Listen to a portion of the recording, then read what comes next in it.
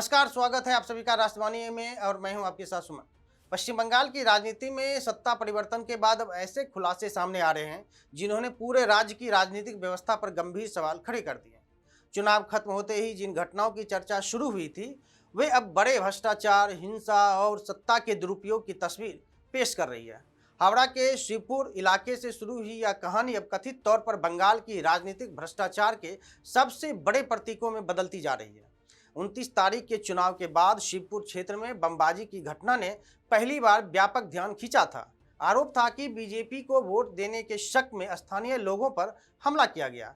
इस मामले में जिस नाम की सबसे ज्यादा चर्चा हुई वह नाम था शमीम अहमद। स्थानीय स्तर पर प्रभावशाली माने जाने वाले शमीम अहमद पर पहले से कई आपराधिक मामले दर्ज बताए जाते हैं। उनकी पत्नी स्थानीय काउंसलर रही, लेकिन क्षेत्र में उनकी पहचान सत्ता के दम पर चलने वाले दबदबे वाले चेहरे के रूप में भी जानी जाती रही। लेकिन सरकार बदलने के बाद जब पुलिस ने उनके ठिकानों पर छापेमारी की तो शुरुआती तस्वीरों में सामान्य से दिखने वाले घर के भीतर कथित तौर पर आलीशान तहखाने, महंगे फर्नीचर, विदेशी सजावट और बड़ी मात्रा में संदिग्ध सामग्री मिलने की बातें सामने आई। सोशल मीडिया पर वायरल दावों में सोने के बिस्तर, सोने के झूमर, महंगे इलेक्ट्रॉनिक्स उपकरण और अपार संपत्ति की चर्चा ने लोगों को हैरान कर दिया। हालांकि इन दावों की आधिकारिक पुष्टि इस स्तर पर नहीं हुई, लेकिन जो दृश्य सामने आए उन्होंने जनता के बीच यह धारणा मजबूत की कि स्थानीय स्तर पर राजनीतिक संरक्षण किस तरह अपार संपत्ति अर्जित करने का माध्यम बन सकता है। इस पूरे घटनाक्रम ने लोगों को पुराने मामलों को भी याद दिलाई। पार्थ चटर्जी और शिक्षक भर्ती घोटाले से जुड़ी तस्वीरें, अर्पिता मुखर्जी के ठिकानों से बरामद भारी नकदी और सत्ता से जुड़े नेताओं की जीवन शैली पहले ही बंगाल की राजनीति में भ्रष्टाचार का प्रतीक बन चुकी है। अब नई सरकार के आने के बाद दावा किया जा रहा है कि शिक्षक भर्ती घोटाला, म्यूनिसिपल भर्ती घोटाला और कोऑपरेटिव घोटाले जैसे बड़े मामलों की जांच तेजी से होगी। राजनीतिक विश्लेषकों का मानना है कि यदि इस मामलों की निष्पक्ष जांच होती है तो कई बड़े नेताओं, मंत्रियों और प्रभावशाली राजनीतिक चेहरों के नाम सामने आ सकते हैं। जिन मामलों की चर्चा चल रही है उनमें कई प्रभावशाली नेताओं के खिलाफ आरोप पहले भी चर्चा में रहे हैं।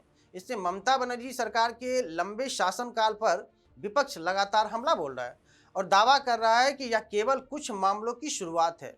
वहीं दूसरी ओर तृणमूल कांग्रेस इन आरोपों को राजनीतिक प्रतिशोध बताने की कोशिश करती रही है, लेकिन लगातार सामने आती संपत्तियों, कथित घोटालों और फायर आरोपियों की खबरों ने विपक्ष को मजबूत नैरेटिव दिया है।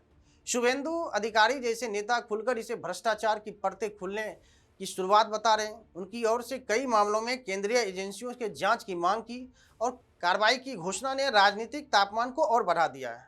सबसे दिलचस्प पहलू यह है कि चुनाव बाद हिंसा के अपेक्षित बड़े मामलों के बजाय अब चर्चा सत्ता संरचना के और आर्थिक आपराधिक नेटवर्क पर अधिक केंद्रित हो गई है। जनता के बीच यह सवाल तेजी से उठ रहा है कि यदि स्थानीय स्तर के नेताओं या काउंसलरों के पास इतनी कथित संपत्ति हो सकती है तो बड़े राजनीतिक चेहरों के वास्तविक आर्थिक ताकत कितनी व्यापक होगी।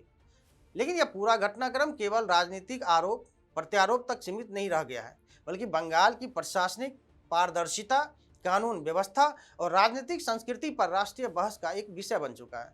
सत्ता परिवर्तन के बाद सामने आए ये मामले इस बात के संकेत हैं कि आने वाले महीनों में और भी बड़े खुलासे संभव हैं। फिलहाल बंगाल की राजनीति एक नए मोड़ पर खड़ी है, जहां पूर्व सत्ता प्रतिष्ठान पर जांच का दबाव है, कई प्रभावशाली चेहरे कानूनी संकट में हैं और जनता हर नए खुलासे पर नजर बनाए हुए है।